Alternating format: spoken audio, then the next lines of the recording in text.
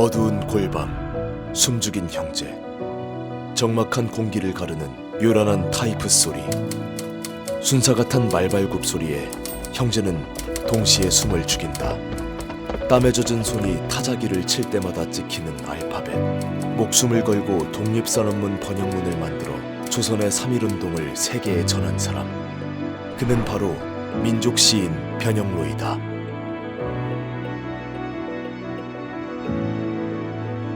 부천을 마음의 고향이자 삶의 근원지라 여긴 변형로는 고려시대 부천의 옛 이름을 따 호를 수주로 하였다.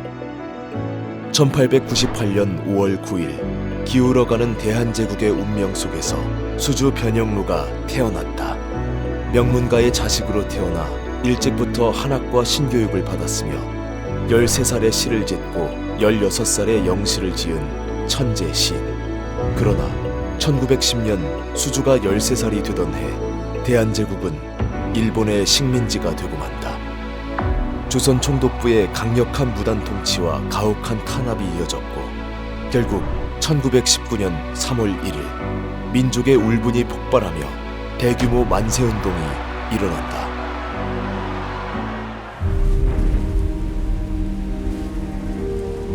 당시 21살이었던 수조의 가슴에는 저항의 불꽃이 치솟았다. 그는 다짐했다.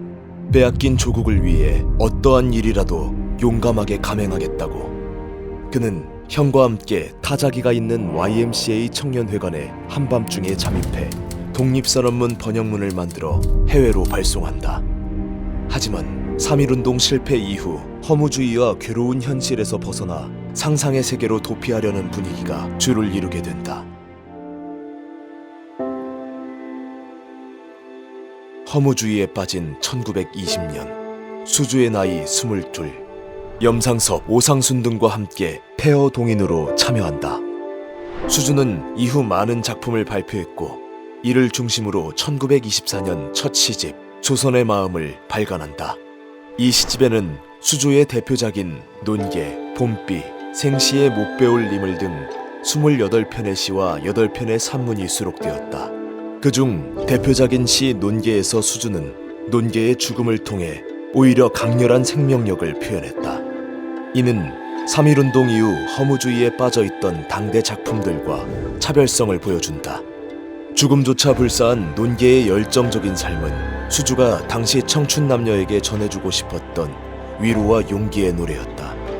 그러나 시집 조선의 마음은 내용이 불온하다 하여 발행과 동시에 총독부에 의해 압수되어 폐기 처분된다. 1936년 일제의 만행과 자연재해로 조선인들이 시름에 잠겨 있을 때 베를린 올림픽에서 손기정의 우승 소식은 한반도 전역에 희망을 불어넣었다. 그러나 동아일보의 일장기 말소 사건으로 인해 관련자들이 연행되고 무기 정간 처분을 받는 일이 발생한다. 당시 동아일보 여성 잡지 신가정의 편집자였던 수주는 손기정의 다리 사진과 함께 조선의 건각, 세계를 제압한 두 다리라는 제목으로 사진을 게재했다. 일제의 무자비한 언론 탄압에 맞선 통쾌한 의거였지만 이로 인해 그는 직장을 잃고 문필 활동의 공간을 박탈당한다.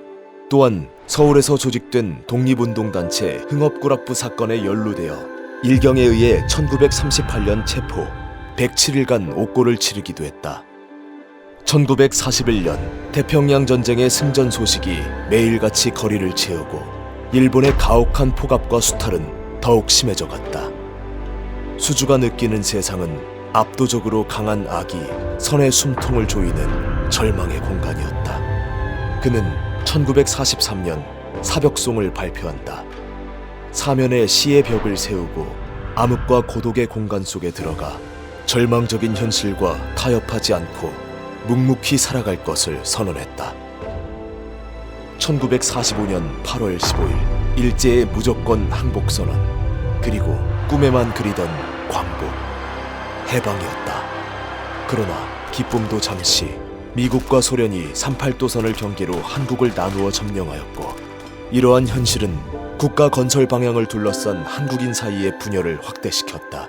광복을 맞이하였음에도 불구하고 자립하지 못하는 민족의 현실을 수주는 시 돌은 되었건만을 통해 광복 1주년을 기쁨보다는 우국의 마음으로 비판하였다. 결국 1950년 6월 25일 새벽 6.25 전쟁이 발발한다. 전쟁 중 수주는 수필집 명정 40년을 출판한다. 명정이란 몸을 가눌 수 없을 정도로 몹시 취한 상태로 수주가 술에 취해 벌인 기행이나 실수에 대한 기록이다. 명정 40년에는 식민지 시기부터 6.25 전쟁까지 고통스러웠던 시대의 인생 역정을 단순히 눈물과 한탄이 아닌 비판 어린 조롱, 해악과 풍자의 웃음으로 치환하여 그려냈다. 이처럼 대한민국은 독립이 분단으로, 분단이 전쟁으로 이어지는 격동의 세월을 겪었다.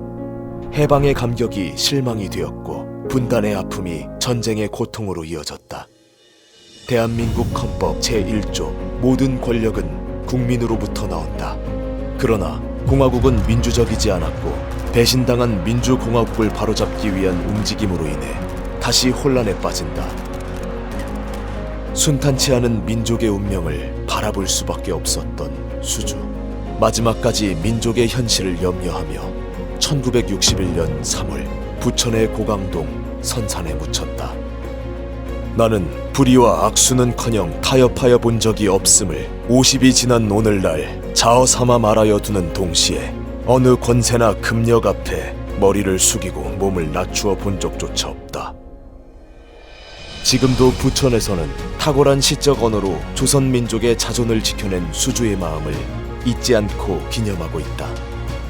파란의 역사 속에서도 근대문학을 개척한 문학사의 거인 수주 변형로를 기리며